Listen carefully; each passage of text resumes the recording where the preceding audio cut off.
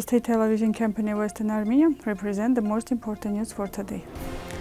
Tribute to the memory of Zoravar and Andranik. I, the Armenian, Raymond, Berberyan. Diplomacy and Artsakh issue. The Minister of the French Armed Forces visited Tsitsernakaberd. Aurora in 2024, the main events will take place in Los Angeles. The Brave Warrior of Armenian-Iranian friendship. Exhibition titled My Home Remained in Artsakh. Tribute to the memory of Zoravar and Andranik on the occasion of the 159th anniversary of the birth of Zoravar Andranik Ozanyan, the delegation of the Republic of Western Armenia paid tribute to the memory of Zoravar and Andranik at the Yerevan military pantheon. Chairperson of the National Assembly of Western Armenia, Nelly Harutyunyan, Deputy Prime Minister Armine and other high-ranking persons came to pay their respects to the famous military leader. According to Nelly Harutyunyan, this day is symbolic, highlighting the path taken by the commander. The history of Western Armenia is special in its military component, and we have a large constellation of military leaders born from the Armenian people, who not only preserved the identity of the Armenian people, but also played a unique role in the biggest battles and wars on earth and created peace. The delegation of the Republic of Western Armenia bowed down the flag of Western Armenia at the grave of Zoravar Andranik, thus paying tribute to the memory of the great Hajduk leader. It should be noted that the gold great emblem, a flag certificate and certificate of honor was awarded to the government of the Republic of Western Armenia by the Vahagan Military Patriotic Charitable Armenian Organization on the occasion of Andranik Ozanyan's birthday. Hundreds of years ago, people were named for being the sons of so-and-so. They were recognized for being from this or that region, for their trait or for some family and personal characteristics, but those times are gone forever, even if there are hangovers. Today, everything is governed by legality and the registration of persons. Today, I can claim to be French citizen. I have a DNI or a passport issued by nation. Let it be noted that no grandchildren or children of Armenians in exile, survivors of the genocide perpetrated by the Turkish state, are legally recognized as Armenians, except for their affinity with their own community and family. The dwellers of the former Soviet Union's detached parcel of our Hayastan, recognized by the Eastern Armenian Republic, do possess passports and ID cards that identify them as citizens of our millenary land of Armenia to the world. To say I am Armenian in the Argentina or in Congo is not valid. No self-titled Armenian institution and the communities that support them, even if they claim to be Armenian, are illegal. They border on being foreigners. Armenian community schools, whether in Argentina or any other nation in the world, that teach our language to their students with Armenian roots are still foreigners, exiled around the world. However, having two nationalities would not only not compromise anyone, it would even bring us back to our origin. And forgive my boldness and having vanity oozing out of my pores. I could not hide my happiness and feelings, honored because I finally achieved my long-awaited goal.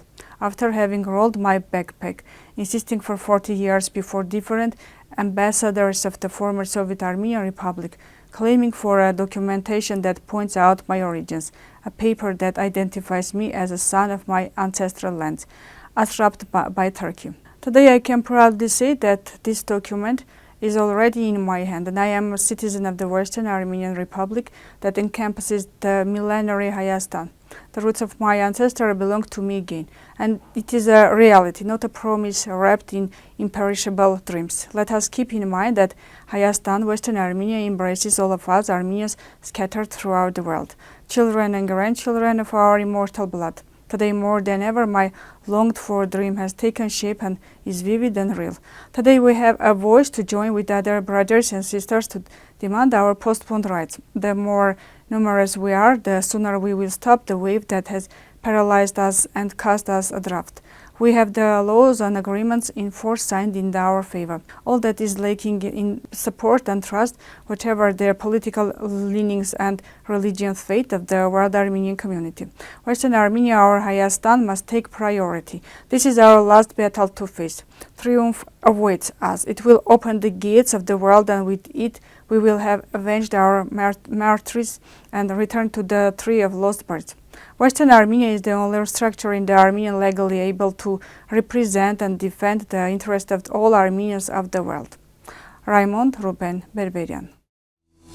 Diplomacy and Artsakh issue politics. Analyst David Karabekyan writes, an unpunishment crime becomes a precedent for a new one. In the result of indifferent operation regarding the international recognition and condemnation of the genocide against Armenia in 1988, February 25-28, in Sumgait, we unwittingly created fertile ground for operation of Ring in 1919 and the genocide of Armenians in Baku. Unfortunately, we couldn't overcome the veil of silence, and this led to Artsakh war and the blockade of Armenian, which we were able to stop and break through at the cost by the huge efforts of the entire Armenian people. Today we are again playing diplomacy and keeping the Artsakh issue silent, while the political leadership has already accepted 144 square kilometers loss from Armenian territory.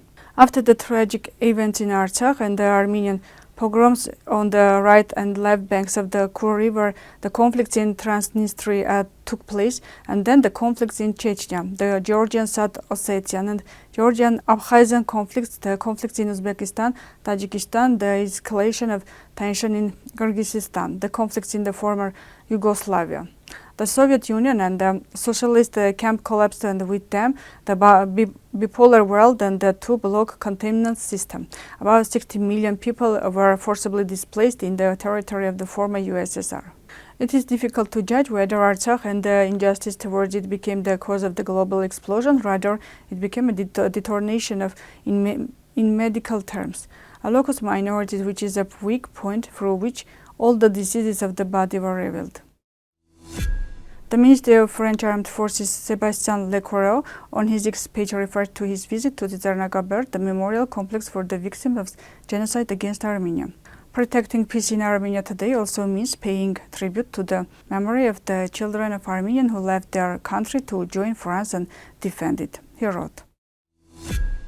Aurora in 2024, the main events will take place in Los Angeles. Aurora Humanitarian Initiative will hold special events in 2024 on May 8 up to 10 in Los Angeles. The events including the 2024 Aurora Award ceremony and the Human Rights and Humanitarian Forum will take place in cooperation with the University of California and the Hostess Human Rights Institute. The events will be held by the co-founder of the Aurora Humanitarian Initiative, chairmanship of Nubar Afeyan, founder and chief executive officer of Flagship Pioneering, founder and president of Moderna, and professor of the University of California, Los Angeles, head of the Department of the Digestive Disease named after Vach, and Tamara Manukyan, after Vache and Tamara Manukyan, as well as Emmy-nominated film producer and entrepreneur Eric Israelian.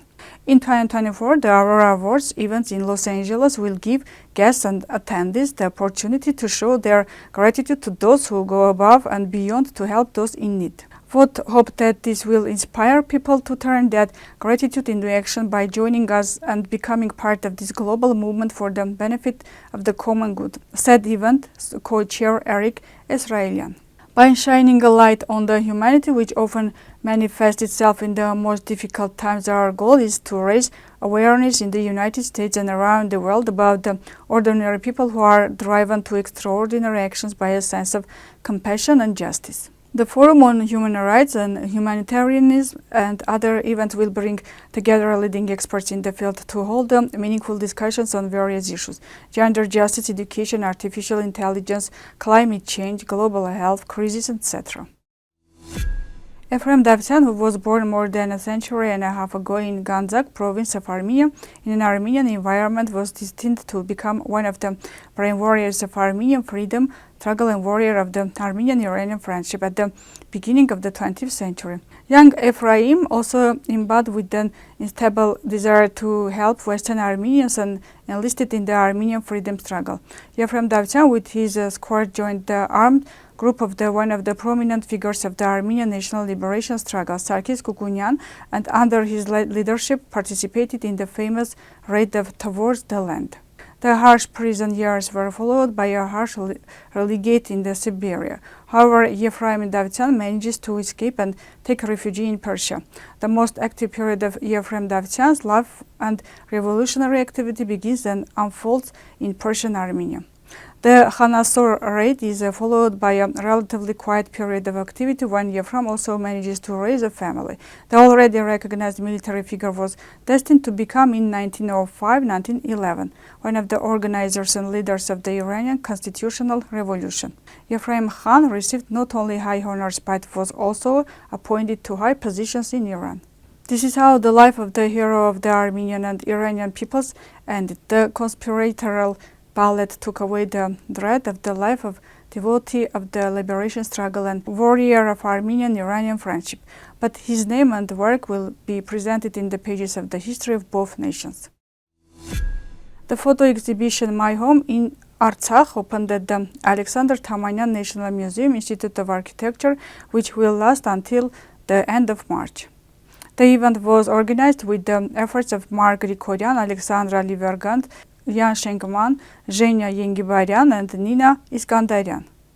The exhibition presents the stories of the people of Artsakh who lost their homes as a result of the recent tragic events in Artsakh, with photographs of the houses. According to the participants of the exhibition, they could not take much with them, and deep down they thought that this would not be the last time they would see their home. Many even locked the door and took the key with them. As painful as it is to leave a loved one, it is equally difficult to look at the pictures of dead houses. Each picture reminds of a unique emotional story. The room full of books, the favorite guitar, the good things planted in the garden, a whole life spent with loved ones. This was all for today. Goodbye.